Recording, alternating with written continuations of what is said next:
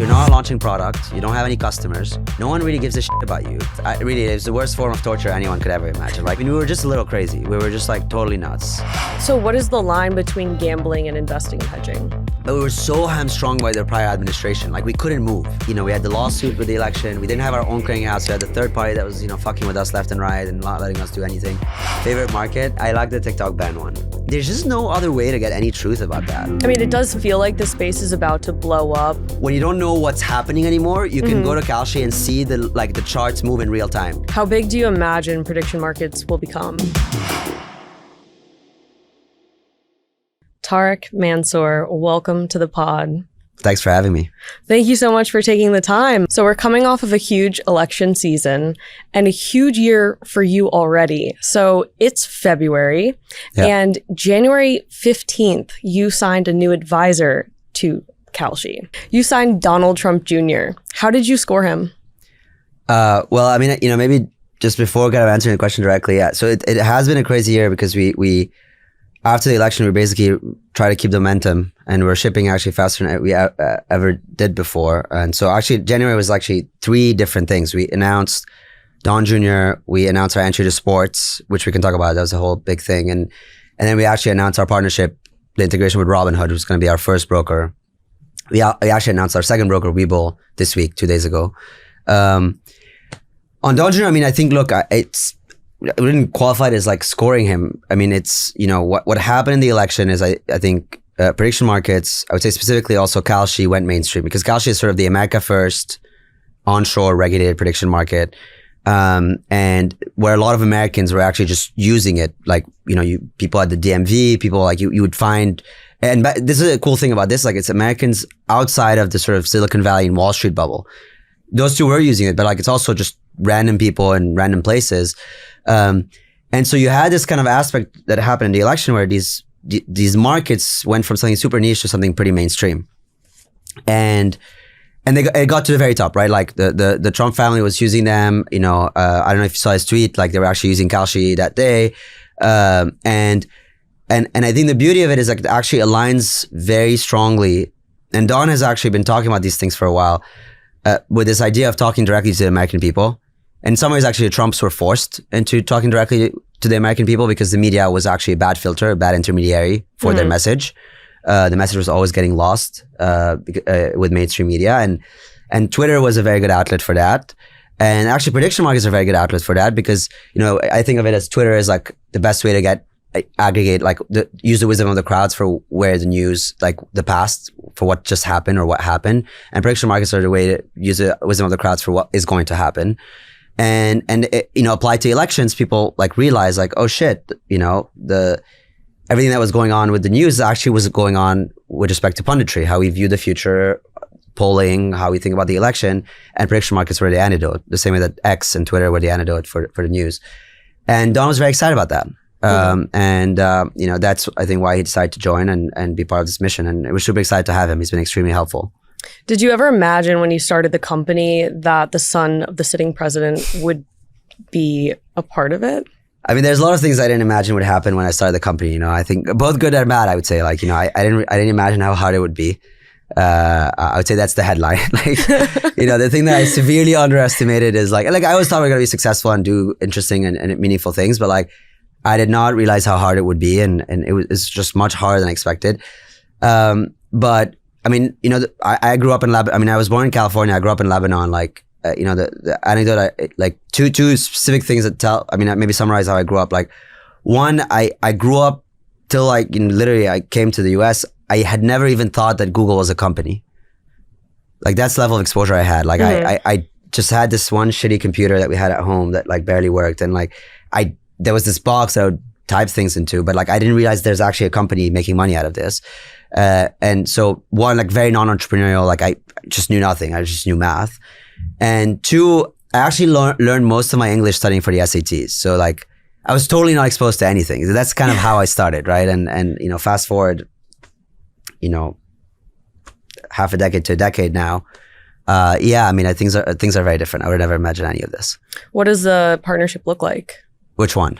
With Don. Well, it's great. I mean, I think he's been extremely helpful. He's helping us with everything go-to-market strategy, I think we're expanding very aggressively, and thinking about new jurisdictions. I think thinking about new types of markets and thinking about basically how to expand our user base. So we onboarded 2 million people to our app last fall, and now we're basically scaling beyond that. And it's really all about like, how do we take this even more mainstream? Like, like my vision is like, I genuinely think, and this is how we started the company. Like when I first got excited about the company with Luana, it was two things. Like I strongly believe that from first principles, these prediction markets, or without even using some fancy terminology, like a market where you can buy anything relevant, any question about the future, should be one of the biggest financial markets.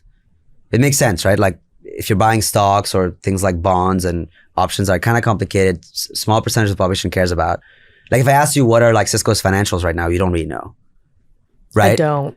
Well, but if I ask you like who won the Super Bowl or who won the election, or, you know, how did COVID go, or did it rain yesterday, you know, right? And that's the whole premise. Like we're building a financial markets that can cater to anybody on things that they actually know and care about. So that should be pretty big. You know, I think that like the vision is like, I think this should be able to rival the stock market one day, especially with the rise of retail trading and so on and so forth. And I think Don can be pretty helpful with that. I mean, it does feel like the space is about to blow up. Coinbase and Robinhood just mentioned prediction markets on their earnings calls. How do you feel about that? Yeah, Coinbase prediction market, DraftKings. I mean, a lot of people are excited about it. I mean, it's amazing. It's great. Like, you know, if someone had told me a few years ago, like this would be one of the main topics of conversation in earning calls, like I'd be ecstatic. So we're extremely happy. Like, I think that, you know, we just announced. So because the way so Kalshi has two business models, and it's pretty typical for exchanges. So the comp for Kalshi is CME. So CME, are you familiar with CME? No. So no one is, but like CME is, CME and ICE are the two largest derivatives exchanges on the planet. Derivatives is basically when you list something, a financial instrument that doesn't have like, you're not buying a stock or you're not buying a bond, you're buying something that settles in something more intangible in general. Those two companies are like close to $100 billion companies. And they have the highest net margin profile in the Fortune 500. And those people, usually you don't go to the New York Stock Exchange.com or CME.com to trade. You go to Schwab, Robinhood, you go to your brokers. On Kalshi is new. We have Kalshi.com where you can trade on Kalshi. Like you go to Kalshi and you trade. But that's Kalshi Direct. And then, you know, the thing that we're really focusing on this year is launching the brokers.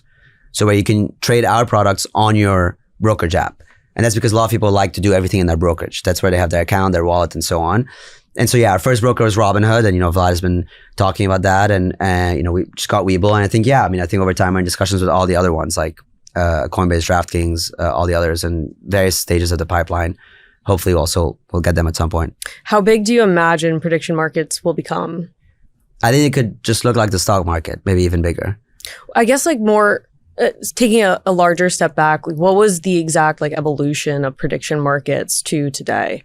Yeah, so I think it's been a kind of a long journey. The initial, actually, a lot of people don't know this. So the first version of prediction market that was created was this thing called Hedge Street, and it was created in 2000 and it was like 2002 or something. It was like way back, like crazy, like 23 years ago now. I think it was way ahead of its time. It had like it's kind of sick because like it was like, you know, very early internet and if you look at sort of what it looked like, it's and the vision, and like I read some of the papers from the founder back in the day.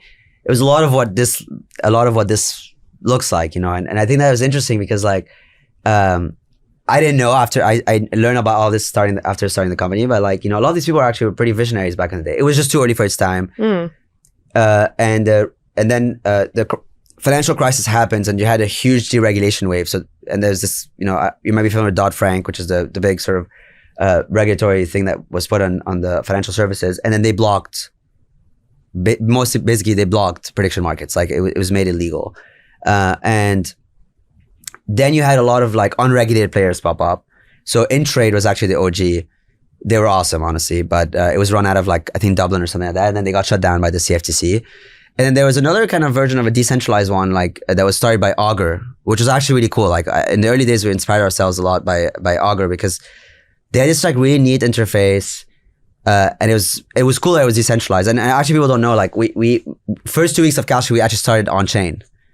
So it was really? Yeah, it was like okay. crypto. Yeah, people don't know this. It was like it was crypto first, I remember, and like that was when we were doing this like YC hackathon thing, and you know Michael Seibel now is on the board, but I remember we pitched it to Michael, and he was like, "Well, everything is great about this thing, sounds awesome, but like you have one problem, it's illegal." And we're like, "Well, like we're pretty naive. We're like, okay, but we can figure this out." And then we kind of went through, we started talking to lawyers. We realized like actually doing it on chain will be harder to get regulated. So we brought it on chain or off chain, I guess. Like we just decided to build it in a normal, and you know decided to go through in the 3-year like long process of legalizing it. But I think, and then there was predicted also, which was a form of in-trade. They got like this, hey, your small research thing for university, you stay nonprofit and we let you exist. What our unlock was like, I think we believe there's a demand for this, but then we strongly believe that like 2 things, like if we wanted this to get beyond a certain set of scale without regulators like shutting it down or like having, it has to be regulated. And 2 is like any financial market, you have to be able to work with the brokers, like the Schwabs of the world, the Robinhoods, and then the market like Citadel, Susquehanna, basically Wall Street, to bring in the liquidity that is required to actually start a financial market and make it large enough. Right. And you see this even with crypto, right? Like once those institutional players came in, the volume started to look like what you see in traditional markets. And so we realized like we have to get regulated for this to happen. Otherwise we wouldn't be building something that could be as big as we wanted to. What was the process like for you?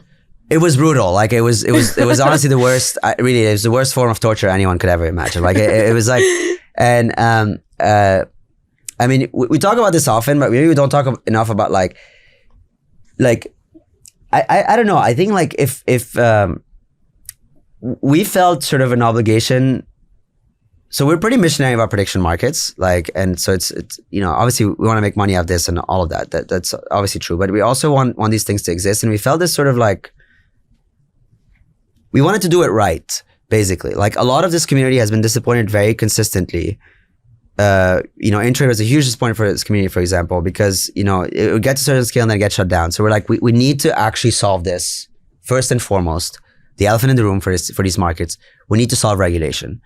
And if we do that, then, you know, we've already delivered something really big for prediction markets. We've made them legal. And then after that, we can build a really big business. And so that drove us through these years, but it was really hard because like, you're not launching product. You don't have any customers. No one really gives a shit about you. No one cares. Like, you know, what are your investor updates on a monthly basis are like, hey, I'm still banging my head against regulated doorsteps, right? Like, and it sucked. It really, really sucked because psychologically it's really hard to like, what's cool about being an entrepreneur is you make progress. You tinker with stuff and then you grow and sometimes you make mistakes, etc. Yeah. But this is no progress. This is a promise of maybe a binary kind of outcome that you get regulated one day. And actually all the evidence was pointing in the other direction. Yeah, I mean, we were just a little crazy. We were just like totally nuts. Well, they do say psychosis is the effect of doing the same thing over and over again with no different outcome. Yeah, it was a little bit like insanity. It really was. Like, I mean, we would go back and like we would get back and they would look at us and like, no, and these are all the issues, and we'd come back, write a bunch of like few hundred pages. You know, I became a legal expert. Like I actually can safely say I'm one of the foremost experts on derivatives regulation. Like financial regulation, I'm actually. And because I had to, like there was no other option. And, but that period was really, really tough. Mm-hmm. It was really, really, really tough. But we were lucky enough that a few investors in the seed believed in it and they were like, we'll do it. You know, and they're all awesome. Like, you know, Neo, Ali Partovi is like crazy guy. Just like, you know, I believe like, he had one meeting, he's like, I think you're going to figure it out somehow. Even though I remember I was in the meeting at the time, I was like, I have no idea what the fuck we're doing. But like, Justin Mateen is also in that same, I mean, there's a few other people in the early days that funded this. And then when we got regulated, things were actually much easier. Yeah. So I guess, how much has the company raised to date? Who are your investors? How did they exactly help out with that process? It's raised close to 110. The main investors, Sequoia, YC, Schwab, Kravis, and a bunch of others. no one can help with the regulatory thing. I mean, it just became such a strong muscle for us. Like, the policy aspects, the working with Congress, working with the administration, working with regulators. Like, that's just something that I do, and Luana does, and we have a whole team for now. But yeah, I mean, all the other typical stuff. Like, and I think we go to investors for various different things. Right. Yeah. So I guess fast forward to today, we talked about this a little bit already. The election was huge for you guys. Yeah. The Super Bowl just happened. I will admit I used Kalshi. I lost all my money on it because I guess I'm not good. You recently launched sports. What was this like for you? So, I mean, I would say like a few things. There's like, so we got insane momentum last quarter, and and like we started the year now. It's like, okay, well, we have two goals, I think, for the company, like separate ones. Like, we want, one, grow a lot, and then two, we want to become one of the fastest shipping companies in Silicon Valley. Okay. One is obvious. Two is because like we have an incredibly strong product and engineering team. We've always I think we've built an incredible team, hired from a bunch of the top hedge funds and so on and so forth. But we were so hamstrung by their prior administration. Like, we couldn't move. They like blocked us on markets. Yeah. They were like, we had the lawsuit with the election. We didn't have our own clearinghouse. We had the third party that was, fucking with us left and right and not letting us do anything. And what happened in like last fall is like we got unleashed. Like, we won the lawsuit. So the universe of like the set of things that we could do just got 10x. Like, we had 100 markets back in September. We have 1,000 now. And I think that trend is going to keep going in that direction. We got our clearinghouse, which people don't really know about, but like now we own the whole thing. And like, we're one of the only tech first entire exchange clearing ecosystem. Like, we have the whole thing. We can list any financial market and so on. And so like, okay, now we can actually, we have control of our destiny, so we can actually like ship insanely fast. Like, we can just do everything and anything and do it extremely fast. So, and then, we ship a lot of improvements to the products. The big one, I think, is sports. It's people want sports. I mean, they really wanted sports. It's a huge market. I think there's a few things that like, I believe this is forever going to shift the landscape, basically. A little bit like what we did at the election. It's the first time that sports, like trading on sports, is actually legal in all 50 states, because we are regulated by the feds, like at the federal level, not state by state. And the federal regulation, like the law, actually supersedes state law. So anything that you do on Kalshi, on an exchange, like state law doesn't actually quite apply. Okay, so that's how you can go across all regulated states versus, let's say, like DraftKings. Correct, because we have the federal regulation, like we're regulated by the CFTC. It's a bit like, there are some states, for example, that say like, like if you read their law narrowly, like buying stock is not allowed, but you can do it because it's SEC or CFTC regulated. Like, if it's federal, it actually supersedes state law for financial services. And so, I think it's been incredible. I mean, I think we got like something like 7% of the handle within 7 days of launch, which is huge. Like, it's a testament to how big this could be. And I think we were fourth in handle. So I think like I was looking at something that was shared on Twitter yesterday. Like, I think it's like FanDuel, DraftKings, BetMGM, and then us in fourth position, and then Fanatics and a few others. But like, this is like amazing. It's like, and we haven't marketed that much. And I think what people really liked, like, other than kind of the novelty that's in all 50 states, like you can live trade. I think you probably saw that, but like, it's kind of sick, right? Like, it's incredible. Like, I love live trade so much, because like, it was the same as the election. It's like, when you don't know what's happening anymore, you can go to Kalshi and see the charts move in real time, and actually know, okay, like, was this last run, what was the impact on the odds? Like, was it bad, good? And a lot of people don't exactly know what's going on in the game, but they can see the odds, and now they understand like what's happening. And then the last thing is like, people like the idea that you're trading against other people, because you can buy and sell and exit and enter, and it's more social. It's more like, your counterparty is not like the bookie, it's someone else, and so that's more interesting. I think sports is probably going to be very large for us. Yeah. Well, it's definitely fun. I know I mentioned this before we started, but I bet on two things for the Super Bowl. One was a halftime show. So I'm a huge Baby Keem fan. I really thought Kendrick was going to bring out Baby Keem. Yeah. I think that was a huge miss. I think he should have had more people up there with him, some more artists. And so I lost a lot of money on that. I lost $45. It was pretty bad. That's pretty brutal. Pretty disastrous. After that, I was like, I have like $45 left. I put in like 100 in total. And we're like halfway through the game and I've got to use it, right? I've got to bet. Yeah. And if I bet on the Chiefs if I bet on the Eagles at that time, I would have only made like $9. And then if I bet on the Chiefs, I would have made like over 200. So of course I'm going to take the $200 gain. And I lost it all. Yeah, well, the Chiefs are less likely to win. I mean,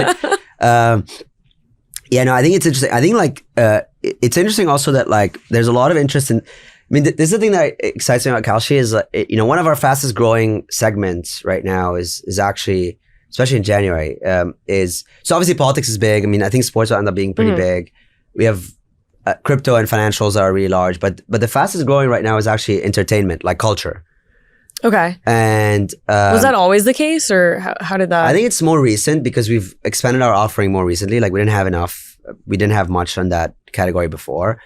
But it's things like you can basically like, trade on who's going to be like top of the Spotify charts on a daily basis, like who's going to top the billboards, like how much, like who's going to drop an album and when, and like how successful it's going to be, and how successful is a movie going to be, like what's the Rotten Tomatoes score, etc. And what we're seeing is like actually it's extremely sticky. Like people are doing it religiously, like on a weekly basis. And two, it's growing. It's growing really fast. And what we're realizing is actually, and this is the thing that I love about what we're building, is like, okay, there's a subset of America that cares about stocks, and sure, they want to do their day trading, they can do that. That's fine. And there's a lot of people that do sports, and okay, sure. But there's so many other interests. Like there's a lot of people that care about so many other things, like culture, that don't really have any product that appeals to them today. Like most of America doesn't care about options. Like that's a very weird esoteric, like, why would anyone do that? But some people do. But I think a lot of people care about, music and movies and all these different things. And I think I was saying that with the Super Bowl because like there were all these markets that were like not exactly about the outcome, but like related around to it, yeah. Around it. They're like were extremely like they ended up being something like 30% of the whole like pie. That's pretty big, right? Oh, wow, yeah. Yeah, like that's really big on like, what the commentators will say, or like we have markets on what Trump is going to say on a weekly basis. And people love these. Like it's, they love these because they move markets, right? Like he says crypto and then the crypto market goes up. Like you're going to actually hedge your position. Like every time he doesn't say crypto in one of his appearances, like the crypto market tanks. And it's kind of insane. But we had, like what the commentators will say, like how many, who's gonna show up to the halftime show, and a bunch of other things, and people love those. Yeah, it was super fun. I could see this going really well for the Bravo crowd and all the housewives. And I think the Oscars are coming up, or did that just happen? They're coming up. The Grammys, Oscars. And they're usually pretty big for us. Yeah, I would imagine. So I guess going into that, like what other areas would you expand into?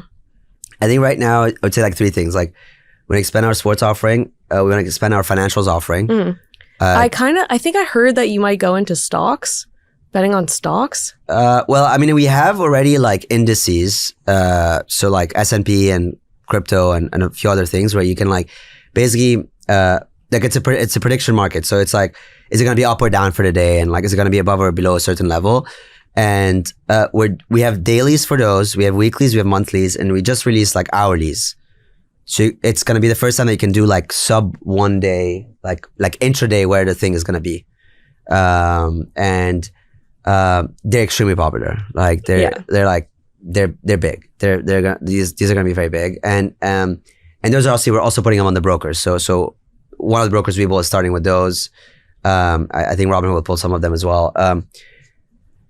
I don't know about single stocks yet. I think at some point, yeah, maybe this year, I don't know, but we're figuring out what the plan could be for that. But yeah, I mean, I think if you let people kind of predict where Tesla is going to be on a daily and maybe even shorter term basis, like it's going to be very effective. The last part is like more broad. Like we want to have a market for anything that's in the news, and we have some room to grow there. Like I think we're at maybe like 15, 20% of the relevant news on any given day. Like we can get to 100. Alex Paul wanted me to ask you what your favorite market was. Favorite market? I like the TikTok ban one. The TikTok ban Yeah, it's one? just been an amazing, like, it's such an amazing, I think, for me, that's my favorite because like, there's just no other way to get any truth about that. Like really, like how else would you know if it's going to get banned or not? What's your take? I just trust the market. I mean, I don't know. Just look at the market. I don't trust me. You're not allowed to use your platform, right? No, I can't use Kalshi. Yeah, unfortunately. That's a bummer. Yeah, no one in the team can use it, which actually makes it hard to develop product. But TikTok ban is definitely my number one because I would say two things. Like one, it's just such a good representation of like the power of prediction markets, where like you cannot like. There's no other way to get truth about the probability of this thing happening. And it's actually important. Like the TikTok being banned versus not is actually super important. Yeah. And so that's one.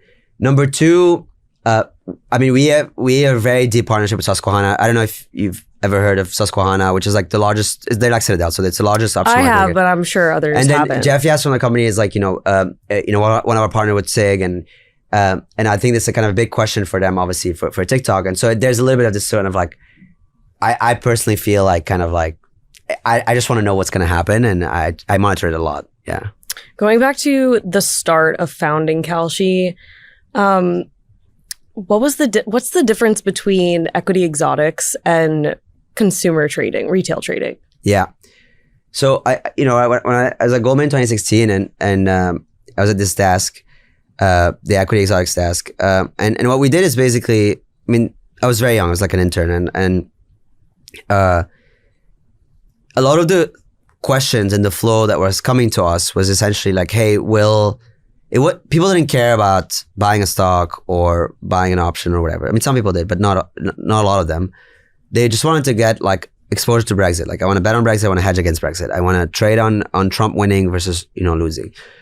And three things, like we would package a thing, like bunch of options, stocks, etc., that should give them what they wanted, but it was not actually, it was a proxy. So a lot of times, like, we'd say, hey, here's a bundle and this should go up if Trump wins, and then Trump won and it went down, or vice versa. And so that was a, bad way, non-direct way to do the trade.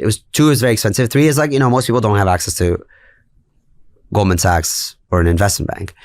And so that was really the idea of like, well, what if we could just like let anyone participate in this, and also make it more transparent? Instead of like you going to one person and ask them for a price and having them structure something for you, what if you can trade on an open marketplace that is transparent, that is like, open? So that's where we came at it from. It wasn't like this prediction market notion. It was more like, how about we build a financial market for these events, for these questions about the future that clearly everyone cares about, right? They're just doing it indirectly right now. They're not doing it directly. And that was really the genesis. How does that lead to starting this company? Like, I understand that, but like that's real institutional trading, and this is abstract. It's new, essentially, like the way that you're doing it. So how do you deal with not knowing the certainties around trading events and like dealing with? Did you have any doubts starting? Yeah, I mean, I think like, it was like a lot of, I think we were young and sort of naive, and so a lot of it was like, you just have to like. We reason a lot by sort of, actually it's a good thing, but like we reason by first principles, like, and we reason, so reason by first principles, and I was kind of like very much like a mathematical proof. It's like, hey, like prove to me that this doesn't work, otherwise it probably should work, right? And like, then you think about it and it's like, well, if institutions care about events, then definitely retail cares about events. Like, if the institutions don't care as much as we thought about like all these complicated financial instruments, then retail definitely cares way less. So the overall, I think the amount of interest or caring about events is actually pretty large. And so, because people don't think like, hey, I think this option should be trading at 4 delta instead of 5 delta. Like I think Brexit is going to happen, right? Like that's how people think naturally. So from first principles, it felt like there should be a lot of demand, given how much demand there is for traditional assets, for these types of markets. The second issue was regulatory. Maybe this is where we were the most naive. But like I got extremely obsessed with the law. I read everything. I was like, well, nothing I read in the actual law should make this not allowed. Like I think there's probably a way to convince regulators to do this. And it's a people problem at the end of the day. And like you can work through this whole thing, and it might take a long time, but we can convince them. And it did take a long time, way longer than expected and so on, but we did convince them. And then 3, there's a question of liquidity. Like the idea, that's one of the big things around prediction markets, like they're not liquid. Like, and what liquidity is basically like, okay, you can easily take $10. You can easily maybe take 100, 1,000. But if you want to take like 10,000, 100,000, a million, it gets harder. Like you can't take that freely. But then the interesting thing is like, that's true, but like two things, like most financial markets didn't start liquid. Like, you know, it's a bit of a chicken and the egg. Like, yes, it's true. Like you need supply, and that brings the demand brings supply. It's like an Airbnb. You need all the houses and stuff. But that's not an intrinsic property. Like if you figure out how to build that flywheel, then it should work. It might work. And then two, not all the events need to be equally liquid. Like, you know, Tesla, for example, you can buy any size, you don't move the price much. But if you buy some random shitty stock, like it's not as like, you know, if you buy like a $10 million, you'll move the stock pretty drastically. And so it's the same thing for events. Do you have any goals to institutionalize? Are you dealing with very large customers, clients? I think over time, yes. We have demand. We have a lot of demand. We just make sure that when we go after it, we cater it pretty effectively. So right now it's like launch the brokers, expand our offering, really kind of grow the retail business. I think we have goals for institutions, because the way I always think about this, like prediction markets are extremely cool and very useful to society in terms of like being able to engage with the news more meaningfully and see the future better. But it's not just that. Like the core unlock that could happen with prediction markets is like, if you forecast the future better, you are pricing risk. Like you price any risk. And what I mean by that is like, now we have a better way to measure all these risks that could happen to companies, to government, to humanity, to anything, whether it's, you know, climate, COVID, health, the economy, all, you know, politics, all these different things. And if you can price risk, then you can make better decisions about the risk. Like if you understand the risk better, you can make better decisions about how to manage it. And then you can like transfer it, like you can hedge. And I think that's where the market really, really becomes very, very large, because institutions are very exposed to all types of bad things happening in the future they don't have control over. Well, so what is the line between gambling and investing and hedging? Yeah, I think for me, it's actually been very simple. And it's interesting because here's what I would say. The line has always been debated forever. It's like amazing. It's like incredible. Like when in the South Sea bubble, which was the first form of bubble that happened in the I don't know if you remember. There's this thing called the Dutch East India Company. Yeah. So like the first version of kind of like a really retail stock market. People speculate like crazy. A bunch of people lost money, and then people were saying like, well, maybe this whole retail speculation thing is actually gambling. And now we're, you know, fast forward, very few people think that the stock market is actually like a gambling thing. Like some people do. Like there's some fraction of the Senate that still does. But like the point here is like speculation and gambling. Yes, I understand why they can have very sort of strong ties. And it was the same thing. Grain futures used to be thought gambling, and then they got legalized in 1905. It was a Supreme Court decision. It's very similar to our election. The difference is actually about whether the underlying thing, like the thing that you're actually engaging in, has actually some sort of economic, social, cultural relevance outside of the act of placing the trade, right? Like, and so it's like, is it artificial versus natural, right? Like if I roll a roulette spin right now and we bet on it, that's artificial. Like that doesn't exist outside of the purpose of us recreationally speculating on it. But that's very, very different from like whether Brexit is going to happen or not. Like, yes, you can speculate on that. Like you're taking a bet or trade or, you know, whatever people want to like, criticize it for. But like, that's a natural risk. That's something that exists independently of us doing it versus not. And some people may actually want to manage it and want to be more informed about that risk. So that's actually economically important. That's socially useful. And I think that's how the line between financial services and gambling has been drawn by law historically. But I think it also should be how it's drawn ethically, basically, between the two. In terms of real world, real-time events, these are super irregular and the business might flux a lot. So how do you manage, the roller coaster ride of like trend-driven events? Some things happen, some things don't. Elections don't happen every year. So how do you manage that internally as an organization? Yeah, I mean, definitely it's a tougher business than like, maybe like a B2B SaaS, maybe like, because, the revenue is much more forecastable and, you can really think in terms of ARR. For us, it's harder, it fluctuates, it ebbs and flows and so on and so forth. Now, I would say two things. Like that's true for consumer in general. Like, I mean, if you look at the P&Ls of Cyclical. Robinhood, Coinbase, even DoorDash, I mean, it's just not as stable. Like, consumers are finicky. Like, they're kind of like erratic. But consumer businesses are very large if they work. Like they generally, like you can scale them faster. You can get better economies of scale. You don't have to have a huge sales force. Like there's all sorts of interesting things in consumer businesses. And then the ones that figure out how to kind of create retentive, consistent usage, obviously like are the ones that can go supernova. In our case, I think like, so here's the thing that's interesting. Like most of our revenue doesn't come from these kind of crazy, exciting events. Like the breakdown of revenue right now for this month, for example, like how much was it the Super Bowl versus the other things? Like it's actually much smaller than people would think. Like really? Yeah, because like it's not repeatable. Like the things that like do a lot of like, yes, the election as a one-off was huge. Like this one market was so big, but then we have 1,000 markets. Like if you have 1,000 markets, some of them repeat on a daily basis, some of them even repeat on an hourly basis. Like that adds up. That adds up like drastically, right? And so the cool thing is like the way you think about it with the business is like actually these exciting events are ways to kind of generate brand and acquire new customers. Right. But then the consistent stuff, the stuff that's repeatable on every day, every week, is the stuff that actually builds up revenue and volume and like consistent business over time. And I think the two can gel pretty well together. How do you keep those consumers engaged after their first initial introduction to the company? I think we just like, it's really about like expanding the offering, like just having a very large diversity of things that people can do. Like on the go-to-market standpoint, like how do you, I think it's really about like them? creating, I mean, for us, it's like creating this kind of association between the news and Twitter and coming back Yeah.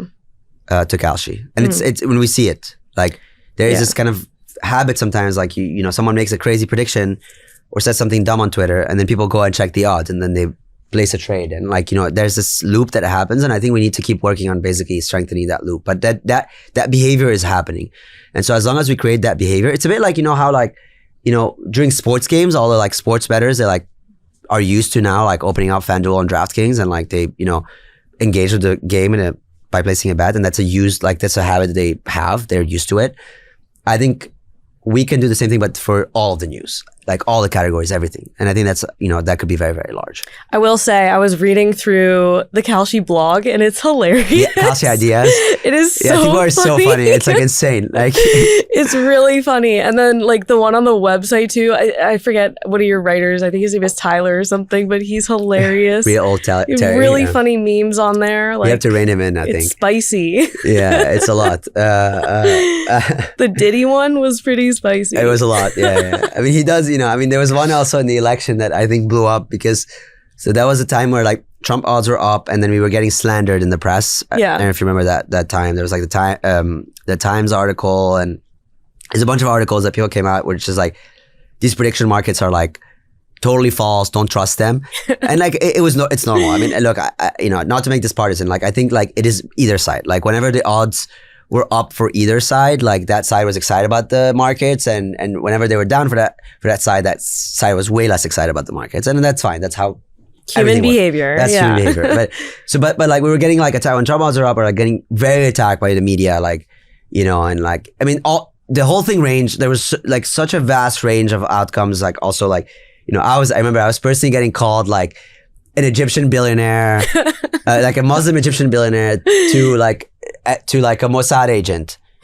And like quite the difference. Between how and it's like I'm neither. Like I'm I was born in California, Lebanese Christian, like no, and so but like it was fun, like but the like in that period I think like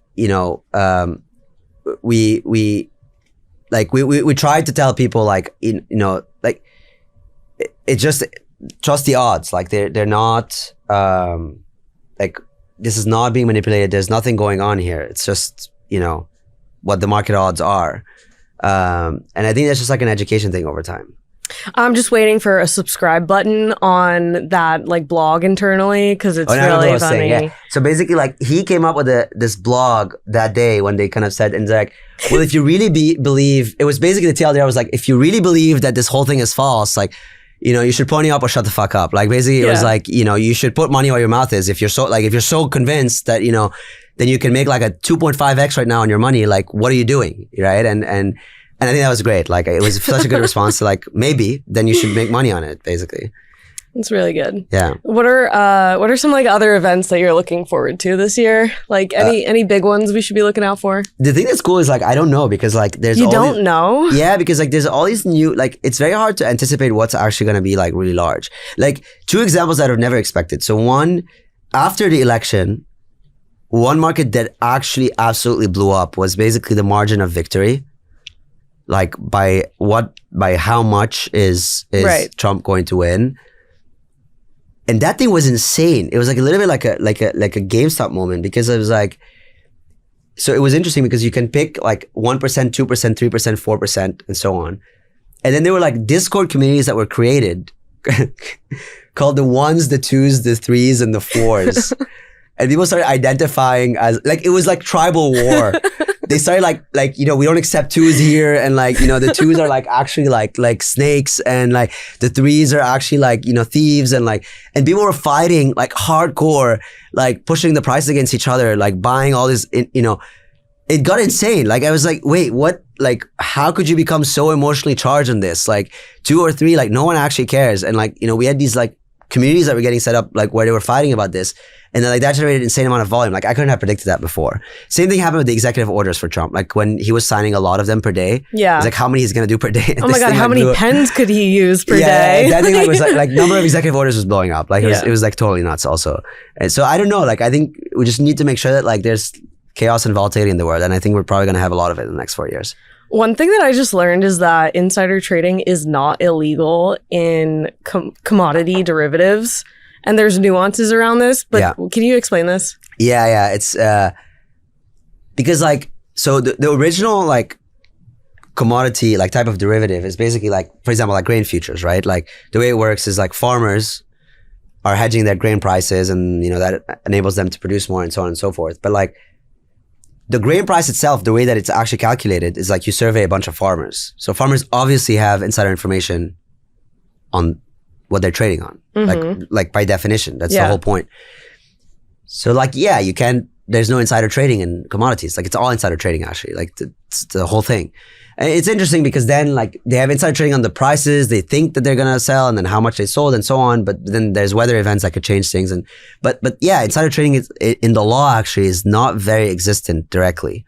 It's true for securities like stocks.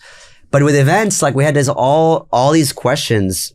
So the last administration took the position that we should enforce insider trading. This administration is revisiting that on whether we should let insider trading happen or not. I'm kind of in between. I don't think it should be full on insider. Like I think some people should not be able to use any information to trade. I think there's some subset of information that should, like, if that is non-public, that they cannot trade on. But I think we're being a bit too restrictive right now. Yeah. How do you prosecute against that? Oh, we're like so we are an SRO. Like we are. Think of it as like a pseudo extension of government, where we have our own set of rules and laws. So we have a whole investigation department. We actually have to do that by law. Like if I don't do this, I'm violating the law. And we have to prosecute people, like monitor all types of bad behaviors, and then we prosecute them. It can be from fines all the way to criminal prosecution. So they can go. It's like insider trading, all the same. So if you commit fraud, financial fraud on Kalshi is the same as committing financial fraud in the stock market or anything else. It's the same thing. So you come from the trading world yourself, Goldman and Citadel. What's the difference in the opportunities of making millions of dollars there and the trade-off of doing this? Yeah, I don't know. It's hard to think about that. I mean, it's just different. Like it's just different. I think that's the way I'd put it. I mean, I think like. What do you think is a bigger, like, long-term opportunity between the two? Yeah.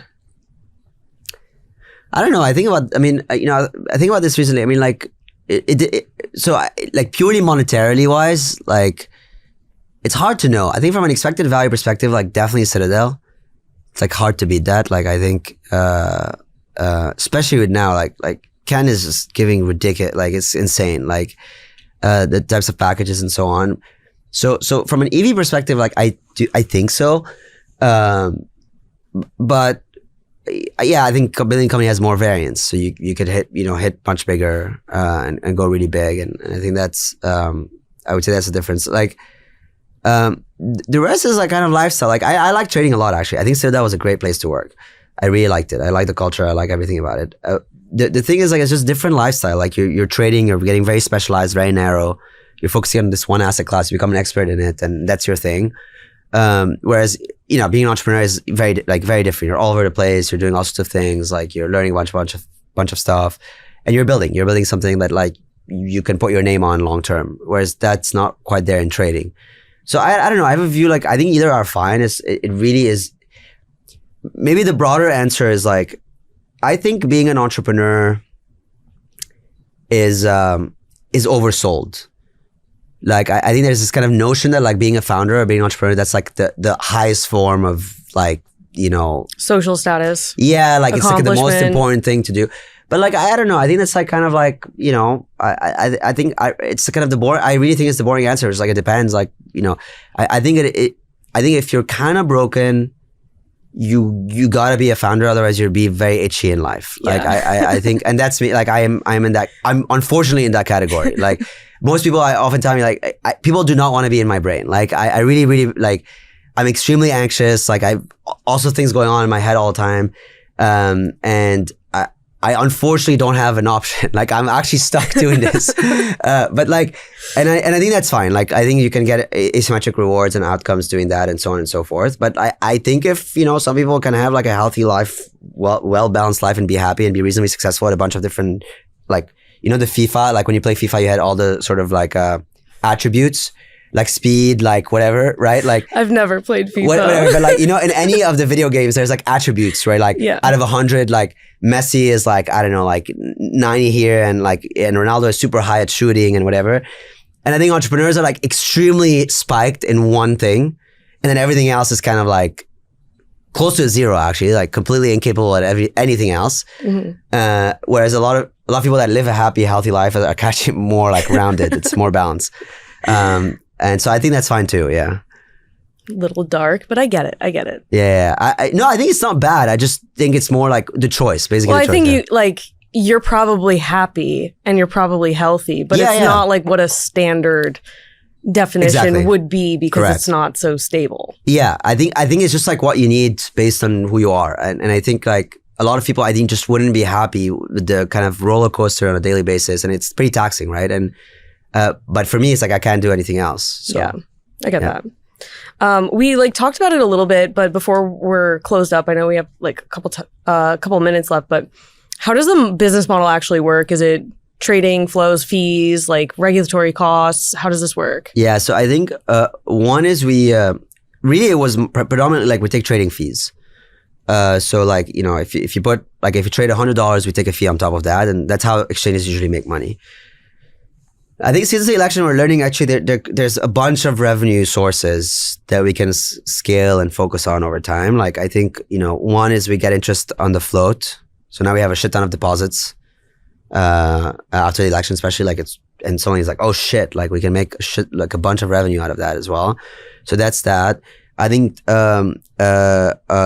and then last is over time, I think we can, then like market making, like we can just make money, basically market making. So we have a separate fund that trades on the exchange. They make money as well. And then last, like we don't charge right now for data, but I think data is always a big part. We can charge, like there's a lot of people that want to pay for it. Now we're giving it for free, but over time we can charge. Yeah, I think exchanges are very profitable. The hard part is like actually just getting it up and running and like making it work. That's very, very difficult. But if it works, if the flywheel is working, it makes a lot of money. Right. Yeah. Switching to the personal side. Yeah. So we have a really great question from our mutual friend, Christian Garrett of 137 Ventures. Hey, Christian.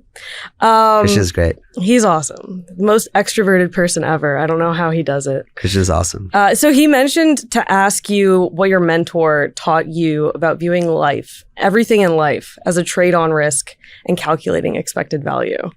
That's a great question, actually. Is he referring to a specific mentor or in general? I'm sure he is. Yeah. So like I think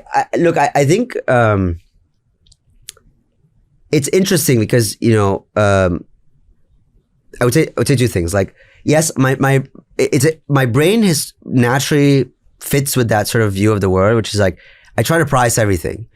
And a lot of people in Wall Street, like they do function that way. It's so different from like Silicon Valley, where everything is actually priced. It's literally priced, you know, like the way that law, like these big funds, I mean, I'm sure it's true for Renaissance, but Citadel, Susquehanna, like it's incredible. They have like these very sophisticated ways of pricing like things. It's not just like, hey, like I'm doing this deal and a bunch of things could happen and we'll see how it goes. It's actually like, we're going to list the things that could happen.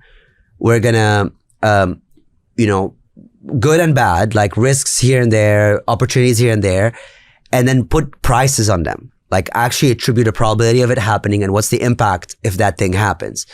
And so what happens is you have a mental model where everything that you're thinking about, you're thinking of it through the lens of like probability or expected value, or actually an option, so when you invest in something, I'm actually buying an option of something that on an ecosystem, on something else and whatever. And I think for running a business, I think for being an investor, if you want to be really great, I believe it's actually a very, very good lens to basically just make very good decisions. For building a company, I think there's like, it's twofold.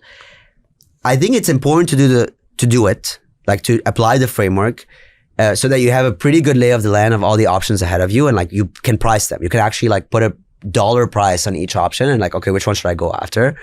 And I think that's a pretty good thing to do. The flip of it is it can actually make you a bit too cynical.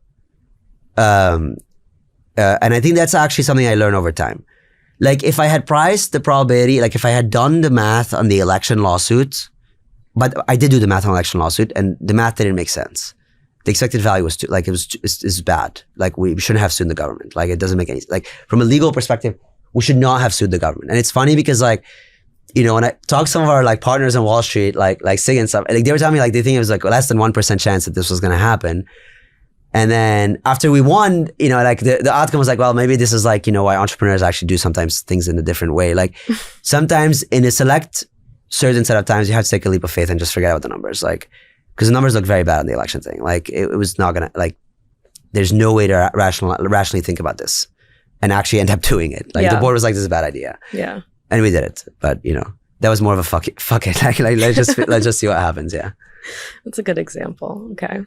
Well, thinking about 2025, what are your goals? Yeah, I think like expanding our market offering, launching the brokers, and I think our product could be a lot better still. In what way? I think the app is just okay. Like I don't think it's great. I think it can be great. Like I think it can be much, much better. Like and it's interesting because like we've been fighting regulators and doing all this regulatory stuff for so long. Like we really started working on the app for like, you know, 6 months now. It's not been that long that we really focused on it. And so I think we have a lot of opportunity to just make it better, easier to understand, simpler, more fun. I think our social features can expand a lot. Like if you've been reading some of the comment, like it's actually really fun to be on we had this thing called Kalshi Ideas, which is like Twitter, but you have to have a position. Mm-hmm. And it's so fun because it's like people have actual money on this thing. Like they're not, you know, so they can only, and you know, people say all sorts of crazy things and it's like, you know, and I think we can like do a lot of work on expanding that, making it better, all of that. But yeah, I think those are the three main things. It's exciting. Yeah. Well, thank you so much, Tarek. Yeah, thanks for having me. It's Great awesome conversation.